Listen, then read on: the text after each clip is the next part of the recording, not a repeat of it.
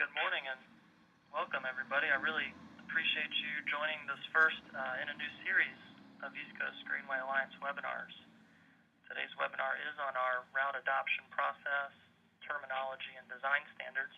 And please do mark your calendars for our next webinar, which we're going to have on October 2nd, also at 10 a.m., when we're going to be debuting and talking through our new online mapping and mobile application platforms. I think I know most of you, but this is Niles Barnes, and I am the South Atlantic Coordinator for ECG. We are going to be recording this audio, and the presentation PowerPoint and audio will be available on our website, greenway.org. So we encourage you all to share the presentation with others who may not have been able to join us live this morning. If we need to put the lines on mute, we can let you all know. You can just press *6 to unmute your line, but I don't think we're going to need to worry about that. It is handy if you can mute your own line during the presentation and then just unmute it on your end when you're ready to ask a question. We're going to have, I think, 3 different Q&A opportunities spread throughout. The presentation content is just about 25 minutes, so we should have plenty of time to answer some questions that you all might have. If you do have any audio issues, feel free to send questions directly to me, niles@greenway.org, and we'll aim to answer them. And any questions we can't get to today, we can respond and post online. So without any more of that, it's my pleasure to introduce our presenter. I think many of you know Eric Weiss. He's our National Trail Coordinator based in our Providence, Rhode Island office. Eric has been with the East Coast Greenway Alliance since 1998. He's a geographer by training, and Eric has deep experience and a breadth of experience working to advance the East Coast Greenway from Maine to Florida. Slide 2. We have 3 primary learning outcomes for the webinar. The first is to come away with an understanding of the design standards necessary for trails to be integrated into the East Coast Greenway Trail Network. The second is an understanding of common terminology used to describe the route. And the third is a step-by-step overview of our process that we take to officially designate a trail part of the East Coast Greenway system. And I think many of you know the impetus for this webinar came as a result of our kickoff South Carolina State Committee meeting, which we held last February in Charleston. The topics that we're discussing on the webinar were the top items the committee felt would be most useful as a first educational webinar. And although we have tailored this presentation to South Carolina, we hope others will be viewing this, and we've intentionally designed it to be broadly applicable. Slide 3. This slide and slide 4, the next slide, provide a snapshot of our current travel route in South Carolina. It's nearly 300 miles in length. It has about 14% on designated trails. You can see some of the communities and towns that we currently travel through. Slide 4 is just a visual map covering our travel route through the state. These are publicly available on our website, including cue sheets for those interested in traveling the current travel route. I'm now going to hand it over to Eric Weiss to take us through today's presentation. Well, thank you very much, Niles, for the nice introduction, and special thanks to everybody that's joined us today for this webinar.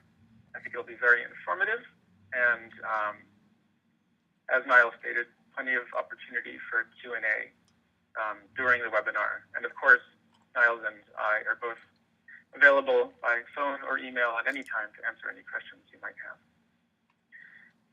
So let's jump right into it. The East Coast Greenway Alliance does use a particular set of terms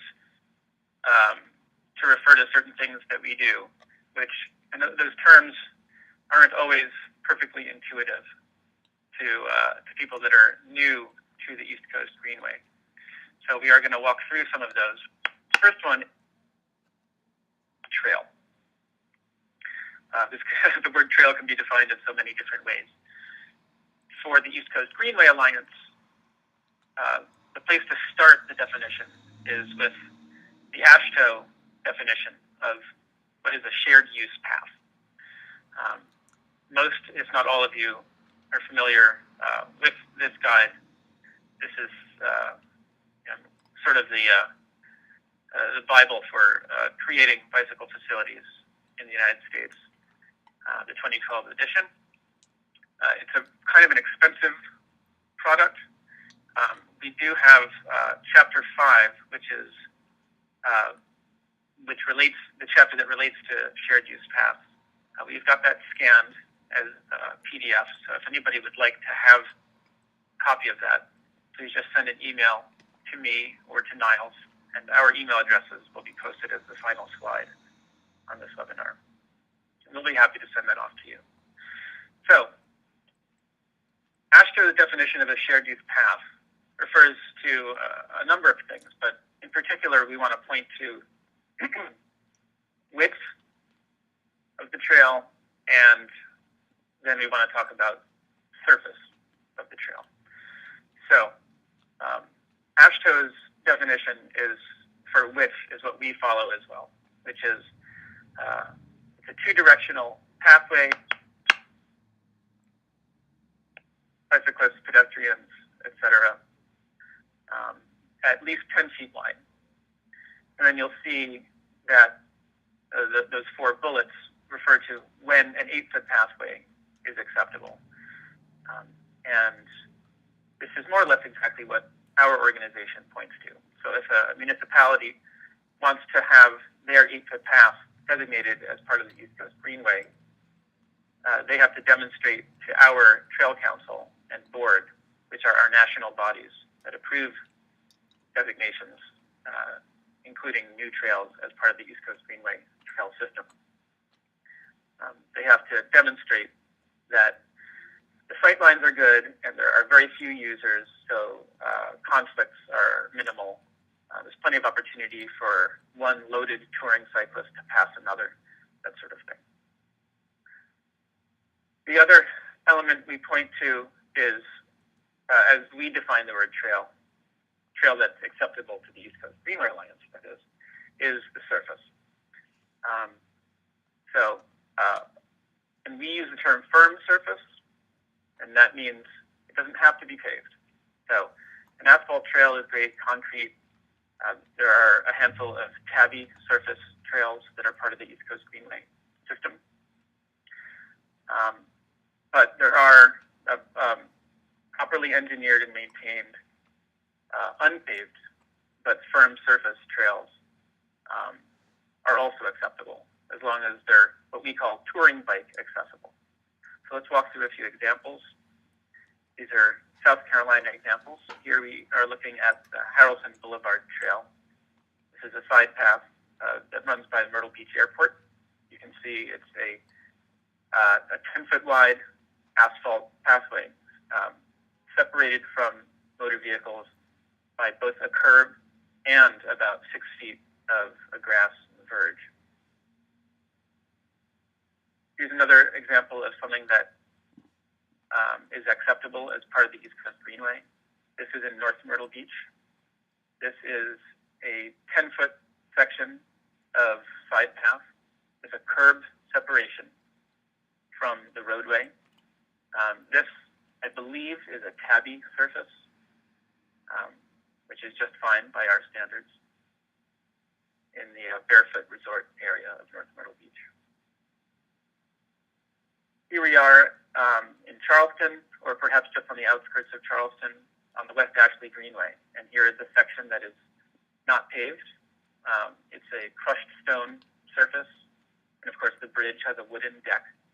Both of those are not pavement, but perfectly acceptable as part of the East Coast Greenway, because a touring bicycle will have no trouble on either of those surfaces. Here's a close-up of a stone dust trail with the keys there to show some scale. You can see the mixture of particle sizes. You can see that it's nice and compact. If we step back from that, you'd see that there's a nice crown to the trail. This one that we're looking at, which just happens to be in Connecticut, is about 12 feet wide. And another example of an unpaved trail, which very much meets East Coast Greenway standards. back to South Carolina, here's a piece which is not up to East Coast Greenway's benchmark for trail that can be part of our system. This is the New River Trail in Bluffton, a rail trail, which we'd love to see upgraded. It's overgrown. It's turned into sort of a double track, as you can see. There are bollards in place to keep motor vehicles out, but it's really more suited for walking or mountain biking. So that's an example of here on slide 14, a trail that, due to maintenance issues, no longer meets our standards. So that is our definition of the term trail. So this is a good time to break and take any questions that anybody might have. And hearing none. Actually, Eric, this is Lee Kane and the Myrtle Beach area. I was wondering, we have a number of sections that, because of the right-of-way width that we have adjacent to roadways, we haven't been able to secure enough space to be able to put in a minimum of an 8-foot path. So if we end up being able to do a 5-foot path, what you're indicating to me is that's probably going to be an intermittent path. I'm sorry, can you say that again, please, Lee? The audio clicked out for a moment. Okay. I'm just trying to confirm if I only can have a path that can be 5 feet wide because of the right-of-way constraints, is that something that would never get approved by the East Coast Greenway Alliance? Right. So that's a piece where we would advise pedestrians to use that sidewalk, and cyclists, we would advise them to use the roadway. We wouldn't officially designate it as a quote-unquote completed piece of East Coast Greenway, but could still be part of the travel route of the East Coast Greenway, shown on our maps and described on our cue sheets and that sort of thing. But we wouldn't call it complete. We wouldn't feel like the job was done there. We would want to work with you and the rest of the state committee to find a new way to put in a shared use path or some other sort of protected way, some sort of separation from motor vehicles, such as having a cycle track on the road separated from motor vehicles. Okay. Thank you. Thank you, Lee. Good question. Are there any other questions? I think we'll move on to slide 16. The next term we're defining is interim. And you'll see this term on our policy docs and on our website. And what we mean by interim is any part of the travel route of the East Coast Greenway that the organization doesn't consider to be permanent. So usually this means the on-road pieces where we hope that there will be trail replacing it at some point. In some limited circumstances, there are even trails that are part of the East Coast Greenway travel route, but the state committee of that state has a different vision for how the route will be in the future. So perhaps there's a side path that can be used, but long-term vision is for a rail trail that's roughly parallel. Completed trail that we're using as the current travel route that we're sending tourists on, it's not what the state committee wants for the long term, so we would consider that interim as well. And we do offer on one of our policy documents criteria for creating and selecting the interim routing. And here's 5 bullets that more or less summarize it as we do our best to create a tourism-friendly route and one which will also, hopefully, be an important local resource, helping kids get to school, helping people get from their neighborhoods to downtown to do some shopping, or it could be a commuter route for getting people to work. And incidentally, all of these policy documents that Niles and I referred to, we will also be providing a website that you can visit to download any of them. Moving to slide 18, an example of interim routing that we by no means consider complete. So here we are at the North Carolina-South Carolina border, and our two committees 10 years ago or so, as this route was being selected, found that this road, while by no means optimal for the East Coast Greenway, was the best of the available options. So not much of a shoulder. Generally, we prefer a wider shoulder. On the other hand, it's a two-lane road, and it's as opposed to being like a very heavy four-lane road with no shoulders. So an example of where our current travel route, there are tourists on it using it as part of the East Coast Greenway, but the East Coast Greenway Alliance is not stepping back and washing our hands of it and saying, we're done here. Rather, we're saying this is interim because we hope for something better in the future. Moving to slide 19, permanent. And when we use the word permanent, we're talking about those trails that meet our standards and have been identified by the pertinent state committee as being part of the long-term vision for the Greenway. And some obvious examples you see here on slide 20. This is the Ravenel Bridge connecting Charleston to Mount Pleasant.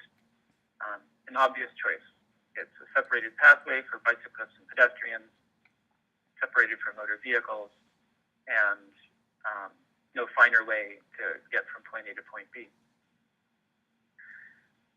To slide 21, we use the term spine a lot, and what we mean by that is the route corridor for the East Coast Greenway, which is our primary route and primary focus for the organization for development, as opposed to any alternative routes that may have been approved by the board and appear on our planning maps.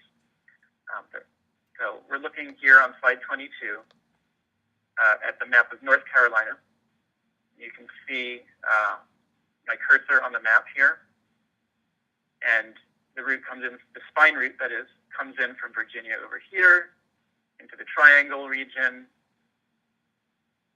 down to Fayetteville, to Wilmington, and then into South Carolina. But you also see this green line, which is a route that the Virginia and North Carolina state committees wanted to establish, was approved by our Trail Council and board, and added to the system as the historic coastal route connecting Wilmington, North Carolina to Richmond, Virginia. And being not the spine route, it gets less attention from staff and less attention from the organization, but important nonetheless. Let's move on to slide 23, and again, we're very happy to take some questions now.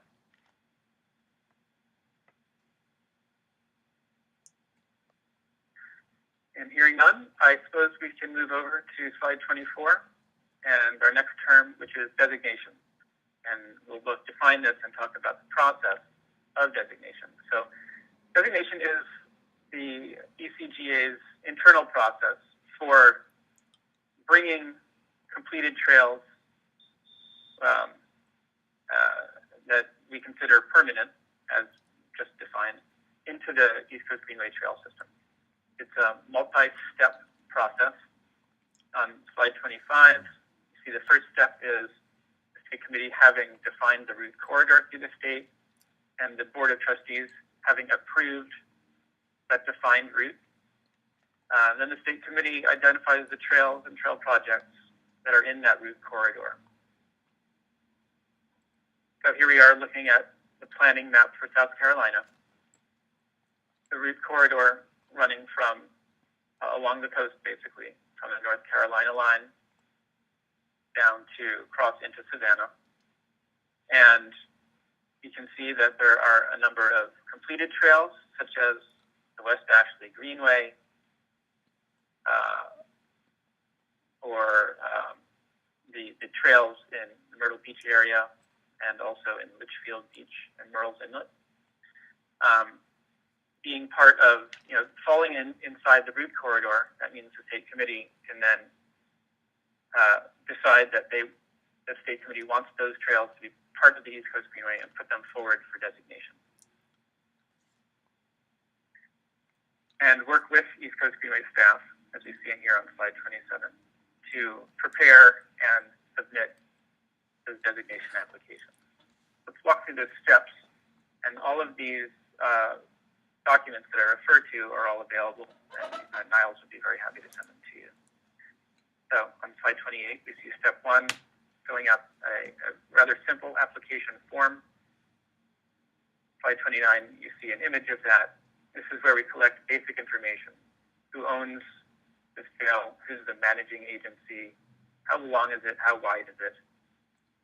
Things like that. It's a rather simple 4-page document that can be filled out rather quickly. Slide 30, you see the second step is the inspection.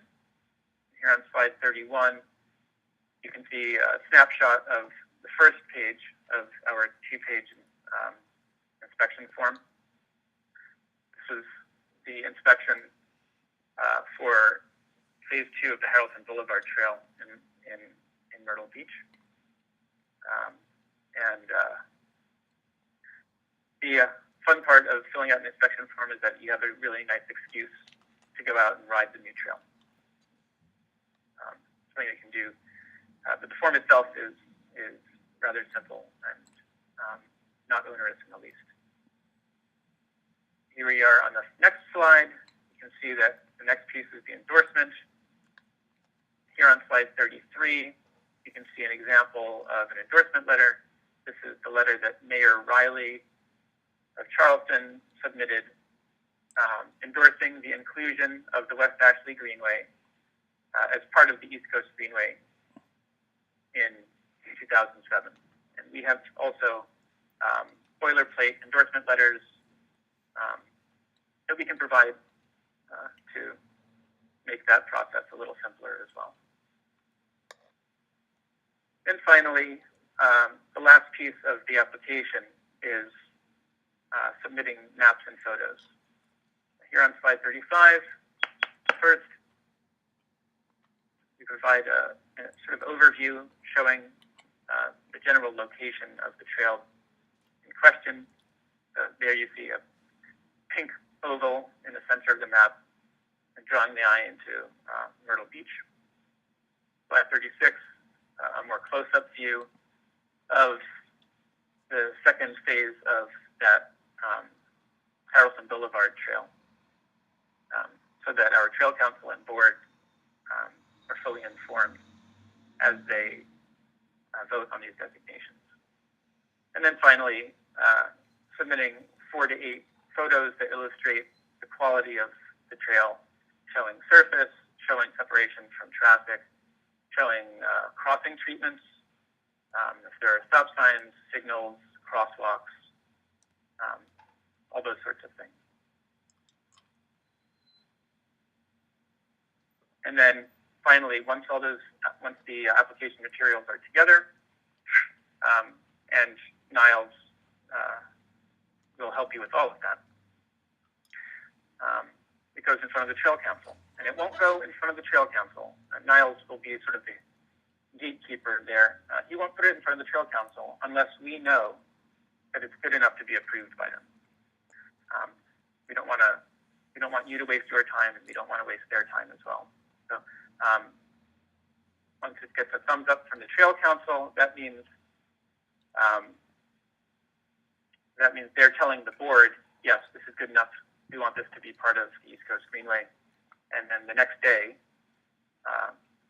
the board will vote to designate that trail as part of the East Coast Greenway. So there we have it. Any questions about our designation process? This is Matt in Charleston. I've got a question, Please. and I'm sure this comes up all the time. But locally, we have our interim route follows Coleman Boulevard, which has spotty bike lanes. But the plan is that eventually the whole thing will have bike lanes. And then we have the islands, Isle of Palms and Sullivan's Island, which have again spotty bike lanes. But I guess my point is that there's no question that that's the optimal route is up Coleman Boulevard.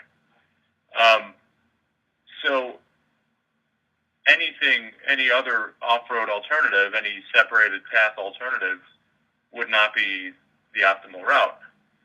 So I guess what I'm inferring is that even though the optimal route has been identified, and whatever's within the means of the local municipality is already being implemented, which is bike lanes, that route will never be adopted as official East Coast Greenway. That's correct. The East Coast Greenway is about traffic-separated facilities. So while we're, of course, thrilled when we can get the route onto facilities that enhance the safety of all users, whether it's signage or pavement markings, that's terrific. And we're always grateful to the agencies involved creating those improvements. But yes, it's true that the East Coast Greenway Alliance's reason for being is for a route that is separated from traffic. And so you are correct that that route through Charleston, as long as there's no barrier protection from motor vehicles along Coleman Boulevard, will still be considered interim route internally by the East Coast Greenway Alliance. Please don't take that as any sort of disrespect or knock on the work that you're doing. It's just about the East Coast Greenway's reason for existing and our ultimate goal for a traffic-separated route along the eastern seaboard. That answer your question? It does. Okay. Thank you. You bet. Any other Eric? questions about designation? Yes. Eric, along those same lines, if it is just going to be designated as an interim trail, because we're going to have that same issue in many places in Horry County, just because our beachfront is the optimal location in which to run the trail. And, obviously the development's already there, so we don't have the flexibility to be able to create a separated path in all cases. Can we still use East Coast Greenway signage so that way people know which direction to go to connect the sections that are approved? Absolutely, yes. Okay. Yes. While our goal is always to have routing separated from motor vehicles, it's also our second primary goal is mark the route. Okay. Is on trail or on roads. We want all of it to be marked with signs so that the tourists who are using the East Coast Greenway, whether for day trips or for a 2-month ride up or down the eastern seaboard, can more easily navigate. And I'm glad that you asked that. We will be developing an entirely separate webinar that is just about route signage. And we will keep all of the state committees apprised as that comes together. That's helpful. My other question is regarding the actual designation process. So it appears that there's an application that needs to be submitted to the state committee, and then the state committee moves it on forward. Obviously, we would work with Niles on making sure that everything met the requirements before going to the Trail Council. how frequently does the Trail Council meet, and are there application deadlines, or is it a rolling basis? That's an excellent question. The Trail Council meets twice a year, once in the spring, once in the fall. And we prefer to have our applications complete with a month to spare before the meeting to make sure that we've got all our ducks in a row. It gives, having it prepared a month in advance gives us internally an opportunity to give it a good look, make sure that it is up to par. If something is missing or something needs to be tweaked, Niles can bring it back to you and say, something is a little hinky about this piece right here. Can we work on this for a couple of days? And then having it in front of the Trail Council with, say, 3 weeks to spare gives our Trail Council members an opportunity to review all the materials as well. We post all the materials online for them to review. Great. Having said that, there's nothing that should keep you from working. If our next meetings, Trail Council meetings, are in November in Charleston, as you know, it doesn't mean that there's any reason to not work on a designation application in December or January. The next meeting will be in May in Philadelphia. But better to work on it over the winter than to put it off till March or April and then to get things done quickly. Thank you. You bet. Any other questions about the designation process? Yes, Yeah, I have. Eric. Sorry, I had one, Aaron in North Myrtle. Yes, Aaron. Okay, so who sends in that application for designation? I noticed, I saw a name that I recognize from Myrtle. Is it us who do that and then you all review it? The application itself will be done by a team, and it can be done in a number of different ways. But Niles should always be involved. It's always good to have somebody from the local managing agency involved. And if that managing agency staffer that's involved also happens to be a member of the state committee, that's perfect. If not, it's good to have somebody from the state committee involved as well.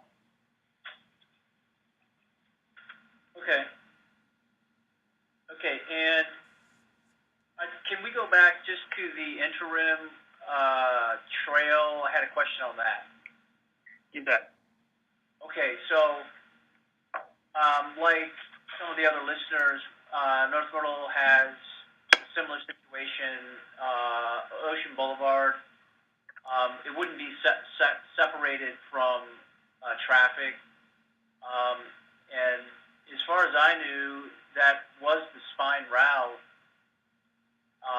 And so I was wondering if that's no longer the spine route. I guess maybe when that happened, and if it's not on the spine route, do you know about funding? I'm going to bring up a map showing the North Myrtle Beach area to illuminate a little bit more. And I haven't defined these terms as well as I should have. The spine route is the route corridor that's been defined, and there is room for play inside that route corridor. So here we are looking at the space between Myrtle Beach and North Myrtle Beach, and this is the current travel route in North Myrtle and Myrtle Beach. The state committee has defined a vision for the future of a trail that goes that's north of the Intracoastal through Lewis Ocean Bays. That is the vision for the future, to connect to Myrtle Beach. That doesn't mean that the route that you're looking at here is not the spine. That is the spine route of the East Coast Greenway. You're looking at those blue lines indicate the road route, the interim road route of the East Coast Greenway in North Myrtle, and that is the spine route. And in the future, when that trail is built north of the Intracoastal, that will then still be the spine route, but it will be considered permanent because it is the trail project that has been identified by the state committee as the envisioned future permanent routing for the East Coast Greenway.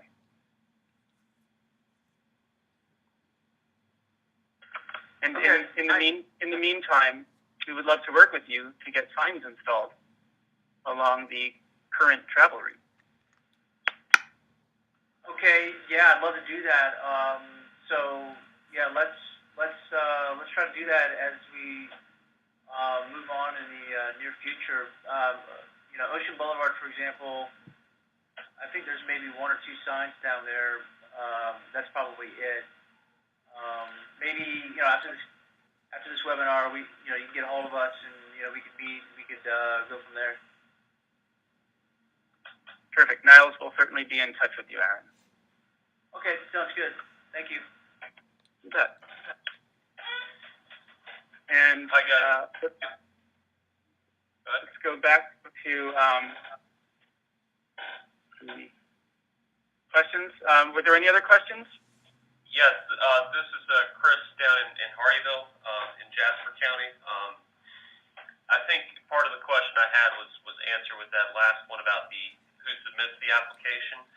I guess the question that we have now, and this again may not be perhaps right for this webinar, but with regards to the state committee, how does one, I guess, or how does one perhaps join that, or how do we perhaps have a representative from our area get involved in that?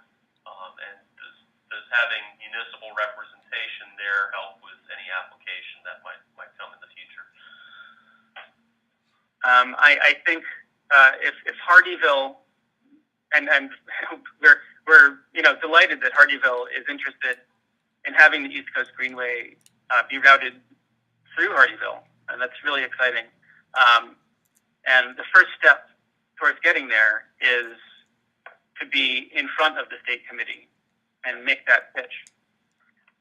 And it's the state committee that will determine whether routing should or can be created as part of the spine of the East Coast Greenway. And of course, Hardyville can also petition to have a new alternate route created. We also have policy on criteria that must be met in order for an alternate route. Must meet certain standards before it will be adopted as an official alternate route of the East Coast Greenway. So there's a few different things that are do. Starting to attend state committee meetings and getting involved is a very important first step. And this is Lee. I'm actually the co-chair for that state committee. And so I do have your contact information now. Niles was able to share that with me. So you'll definitely be invited to future meetings, which we typically are going to be trying to have at least one a year in person, and then some other webinar type trainings that we'll do like this with the group, since we're spread out so much throughout the state. Great. Thank you, Chris. And thank you, Lee. Any other questions? Hearing none, I think I'm going to pass the mic back to Niles. Great. Well, thank you all very much. And I hope to see many of you in November at our meeting in Charleston. We do have information about that event on our website now. We're planning for a Friday press conference at 11, followed by a bicycle ride from Charleston to Sullivan's Island and back, following the East Coast Greenway travel route. and a reception Friday evening at the Maritime Center. Following that on Saturday, we're going to have our summit, where we'll do updates in South Carolina, but also updates from our entire route corridor from Maine to Florida. So really hope you all can attend. And as soon as we get the resources posted online, which should be pretty rapidly, we'll send it out. And barring any other questions, I suppose we can wrap up.